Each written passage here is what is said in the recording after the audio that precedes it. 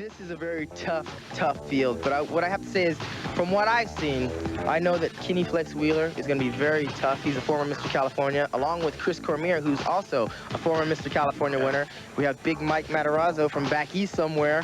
No, God knows where he came from. He's a beast. He comes from New Jersey and New York. He's that big. There's a lot of big guys. So this show it's not really up for grabs, but there's some top quality people here that'll be in the pros very soon. All right, we're ready. We're going inside.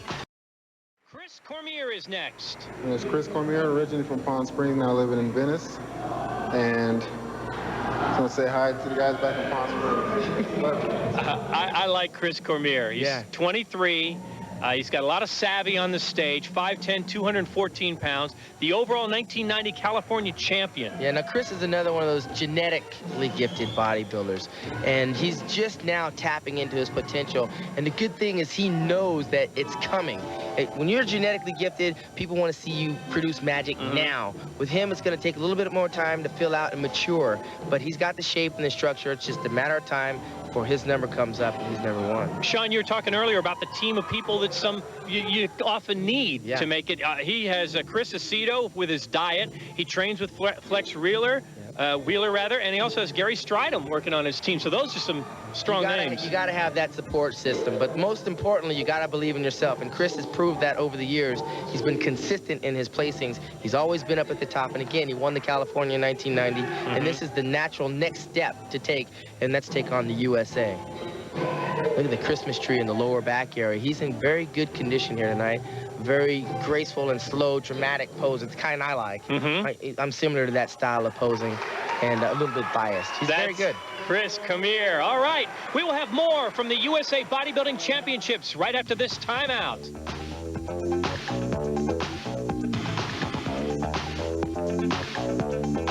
Welcome back to bodybuilding's ticket to a pro card, the USA Championships. These are amateurs. It's hard to say the word amateur next to Flex Wheeler because he's been at it for such a long time for a 25-year-old. Yeah, he's young, you know, in bodybuilding terms. And again, this is our second consecutive California champion. He won the overall back in '89. Chris Cormier in 1990. Kyle Norris is a junior national champion. So we've got the top of the amateurs making the natural progression onto the USA. Kenny Wheeler is my favorite going into this contest tonight. I saw him training in the gym. He trains very hard, trains with his best friend there, Rico, and Chris Cormier on occasion. He's got genetics just like that of Chris Cormier, except I believe he's a little harder and a little bit better condition than Chris tonight. Okay, well, you know what? He comes in 11 pounds heavier. He switched up his routine a little bit and decided to come in a little heavier this year. I think it worked to his advantage. He's carried the same kind of condition as he did as a light heavyweight. Did the barber make a mistake on the back of his head? Did I see the word flex? He's got it. He believes in himself, adds character, and he's Mr. Personality. He's a quiet, soft-spoken guy, but he's got all the personality you could ever want in a bodybuilder in this age of stereotypes and stigmas with the arrogance and those kind of tags that go along with bodybuilding. Well, he is flexed because they say he is always semi-flexed. He can do the splits. He's very flexible, and I believe that's where it comes from. He's got a background in karate, and he was once a sheriff or on the department there. So he's very versatile, and he's found what works the best for him, and that's bodybuilding. The winner of over 30 AAU titles. I think it's time for him to make the move to the pros. I know he feels that way. He's on his way, and again, it comes down to a matter of time when you're talking a genetic freak such as him. In the gym, you'll be blown away when you see him in the off-season because he's always hard, he's never fat and never soft, which a lot of bodybuilders tend to fluctuate. Nice. Yes, nice finish for Flex. Although he's not going to finish, he's going to stay there for just a bit longer. You don't see that too often with a guy that has thighs like that, and as strong as he is in the gym. He's very, very flexible. The thighs get in the way of that move, don't they? Well, not for him. For me, for most people. I'm not as flexible. All right, that's Flex Wheeler. Sean Ray likes him, but Mike Matarazzo is the favorite, I think. Let's hear more about him. Really dreamed of going like professional and everything because I was only 16 years old. I just wanted to get bigger and, you know, try to impress some people around where my neighborhood, my friends. But after the first year, I made so many gains so fast that I wanted to pursue it. And after about a year or so, I decided I wanted to be a professional bodybuilder.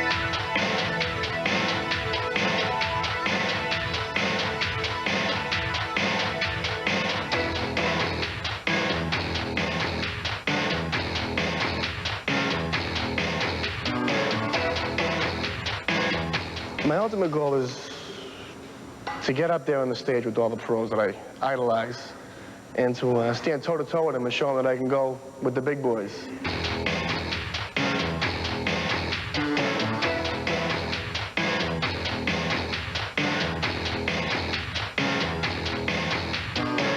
There's no stopping me size-wise. I can get as big as my mind wants me to get. You know, after the Gold's Classic, I got up to 285 pounds. You know, I had 23-inch arms, you know, measurements. I set no limit. You know, it's just like when I come into the gym, I set no limit.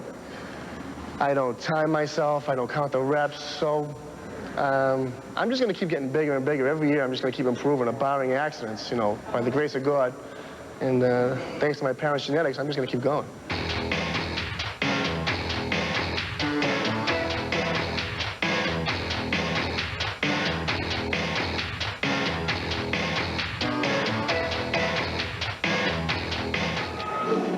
Not a lot has been known about Mike, but you learned a little more about him in that profile right there. He is from Massachusetts, but he's living now in the hotbed of bodybuilding, Venice, California. Eventually, you wind up in Venice, California, if you're any kind of serious bodybuilder, to find out what it's like. Train side by side with the best in the world, the professionals, Gary Strydom and Mike Christian and the likes.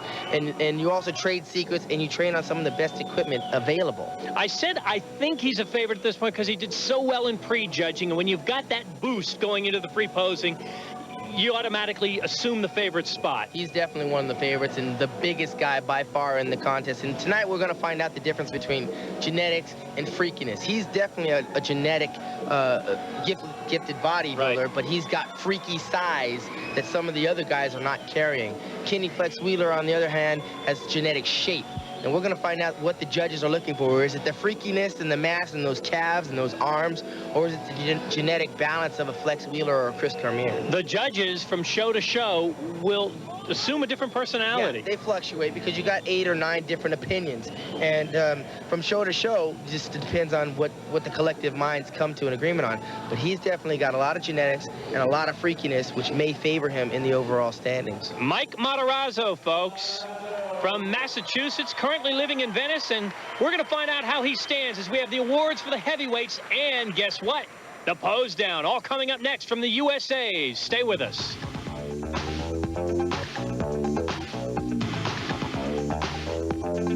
PC Men's USA Bodybuilding Championships are brought to you by Valio, the ultimate workout belt, and by Twin Lab, the leader in sports nutrition, and by Weider, the total fitness company. We're back. A lot of beef up there. Yes, there is. And you like?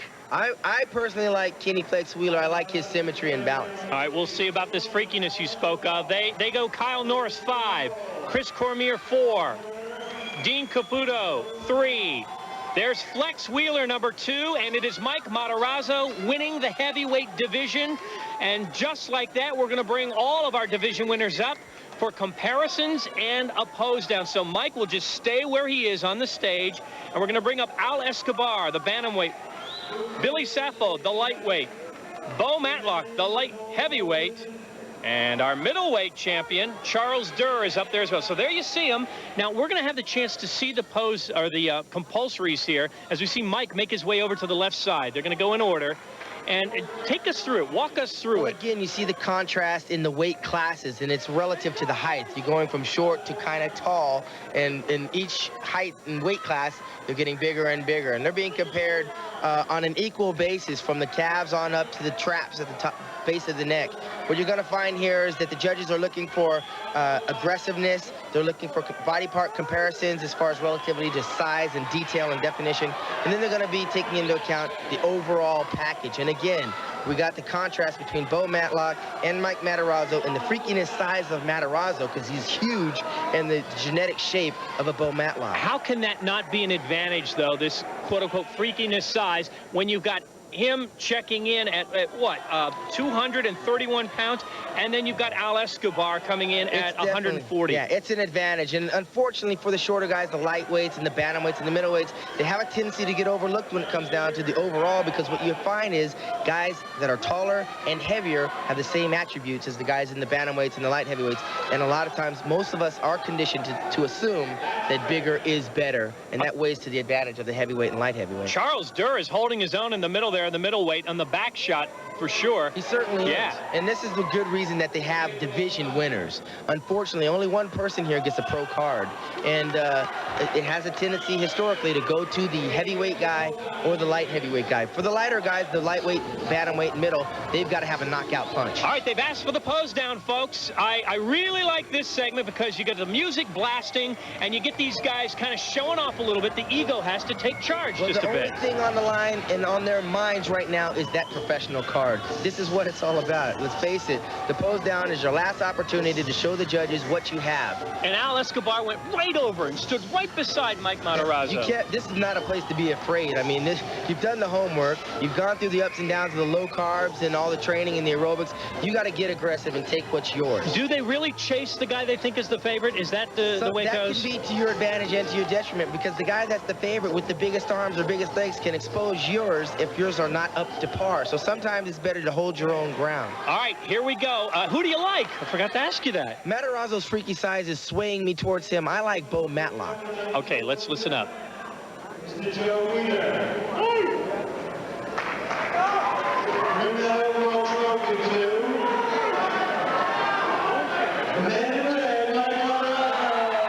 Mike Matarazzo. Well, you were torn. Yeah, I mean, it's a coin toss, basically, because they're both equally good.